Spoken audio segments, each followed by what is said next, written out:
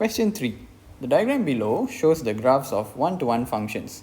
In each case, sketch the graph of f inverse and hence state the domain. Okay, let's look at how to sketch the f inverse first. So if this is 4, 2, okay, and this is your graph, the inverse graph will be flipped over the y equals to x line. Okay, y equals to x will look something like this. Okay, this is y equals to x. Let me change this. Okay, this is the line y equals to x. So when you flip the graph on this line, this is x, y. So your x will become y and y will become x. So x is now 4. When we flip it, okay, so this is 4, right? And this is 2. When we flip it, y will become 4 and x will become 2. So this point will be here. Okay, somewhere here. So to draw this graph, it will be something like that. Okay, this is the graph. This is the reflection of the graph on this line. Okay, same thing. Oh, okay, then the domain. So the domain is your x range. So the range of x is between 0 and 2. Okay, and then b. Same thing.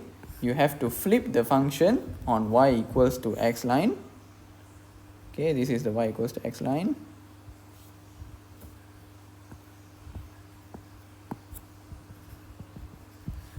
So this is 2 and this is 4.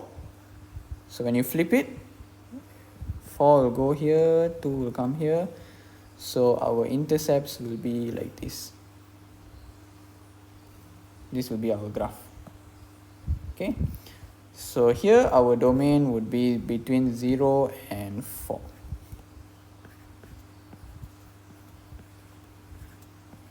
Okay, you just have to reflect the function, this function, over this line.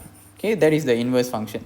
If this is fx, if you reflect it over this line, you will get f inverse x. Okay, how to reflect? If here is 4, 2, if here is 2 and here is 4, then you just switch lah. This one, your y-axis becomes the x-intercept and then your x-intercept becomes the y-intercept. Okay, let's look at the last one. So this one we have a coordinate of 4, 8. So 4, 8, when you flip it here, it will become 8, 4. So if this is 4, if this is 4 and this is 8, when you flip it, it will become 8 and 4. So it will be somewhere here. So this graph will go like that. Then the domain will be between this and this. So the domain is between 0 and 8.